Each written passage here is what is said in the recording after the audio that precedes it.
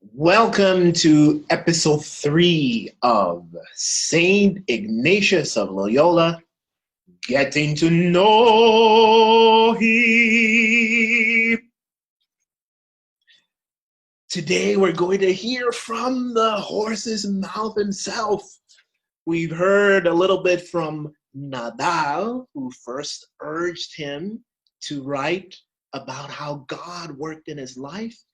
We heard a little bit from Luis González de Cámara, to whom he dictated the words and experiences of his life. Now we get into the autobiography proper to hear from Ignatius how God was at work in his life. Awesome.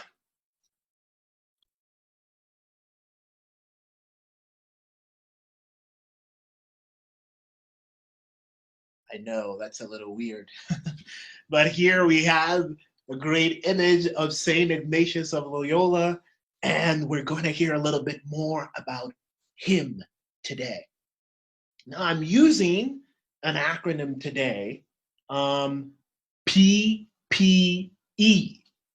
I know it's about protective equipment right now, but we're using the acronym to mean something different to let you know about Saint Ignatius and who he was from his own lips. So, the first P has to do with pride. The second P, pain. And the E is examining of his experiences. So, more to come about Saint Ignatius. So, in Ignatius's own words, up to his 26th year, he was given over to three things, three kind of vices. The first one was to worldly vanity. The second to the exercise of arms. And the third was a vain desire to gain fame and glory. So this is why I kind of describe the first P as pride. He was kind of a very worldly person. In fact, tidbit, there is actually a public record of Saint Ignatius wanting to get an arm, like a knife, a dagger, in order to defend himself from another person who wanted to kill him. It's kind of a bad boy, you know? But anyway, that's this pride. And it shows up in a moment in his life when he was fighting with the Spanish against the French who were beginning to invade Spain. And so he was with a bunch of other soldiers, and he was so courageous and hard-headed that he wanted to just continue the battle, even though they were completely outnumbered.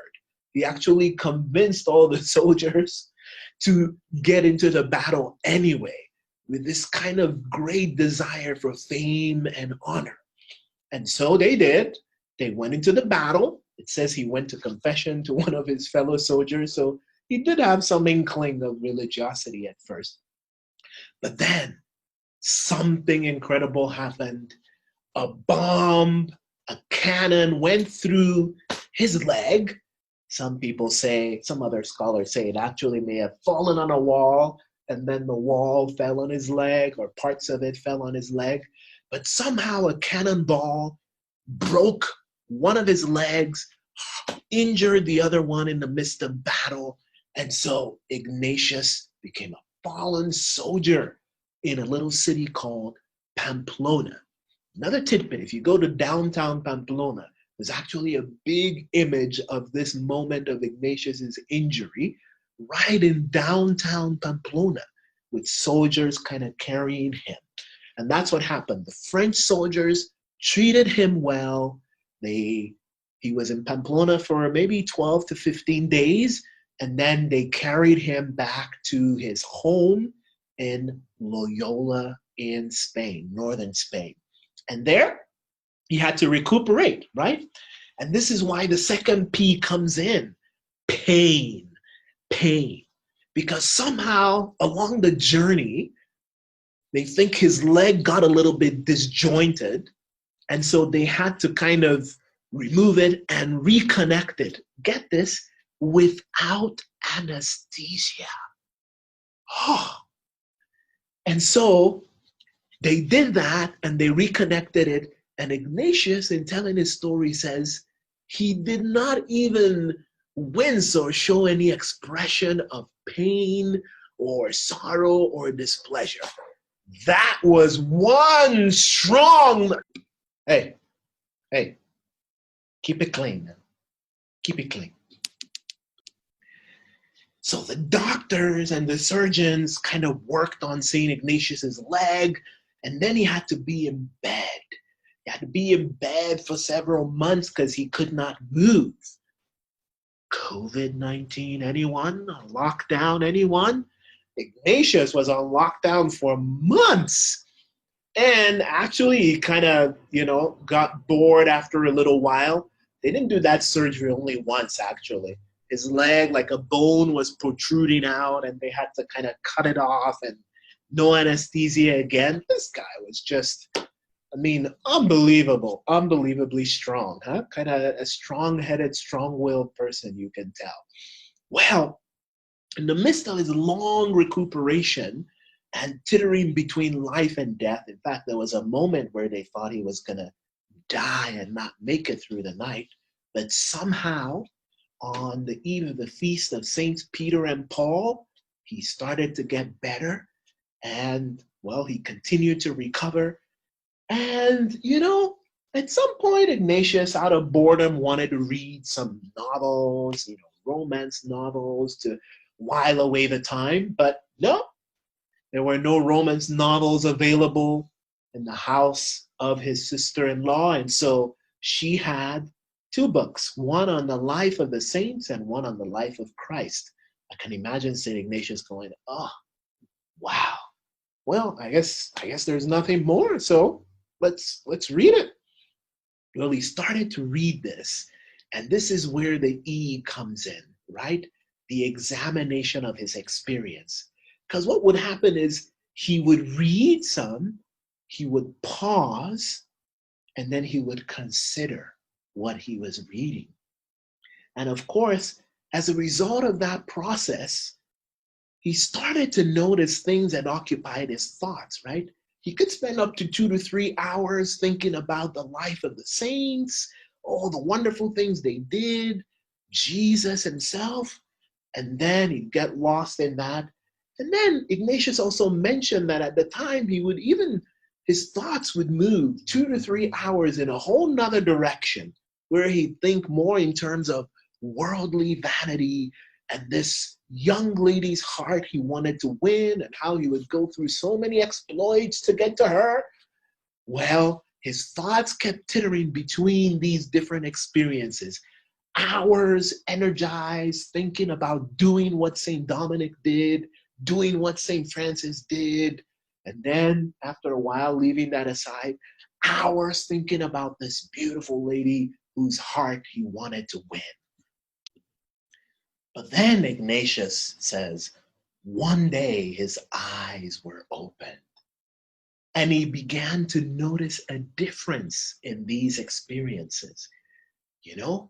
So when he would think about this lady's heart he wanted to win, he would be so energized and ready to do all these exploits. But then afterwards, he said he felt dry and discontented.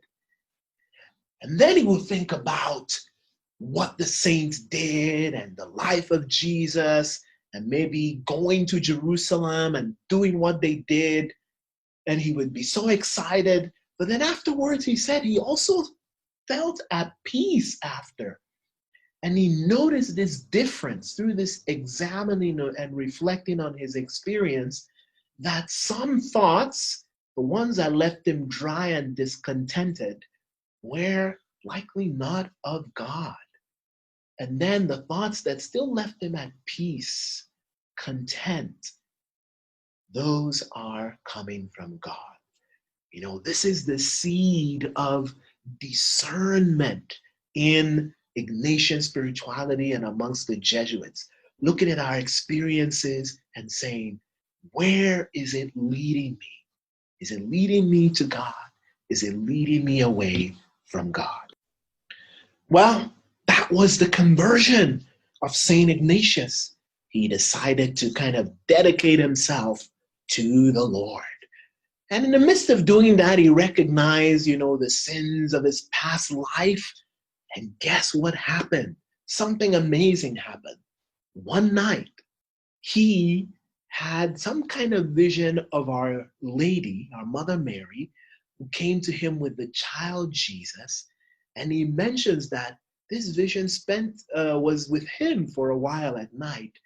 And he felt like the deep consolation that came from that visitation released him from all of his past sort of desires and lustful temptations and all that occupied him, even till the moment he was dictating his life story to Louis Gonzalez de Camara. One other little tidbit of something that brought Ignatius a lot of consolation. He said at night, when he would gaze at the stars, he would find himself deeply, deeply consoled in the Lord.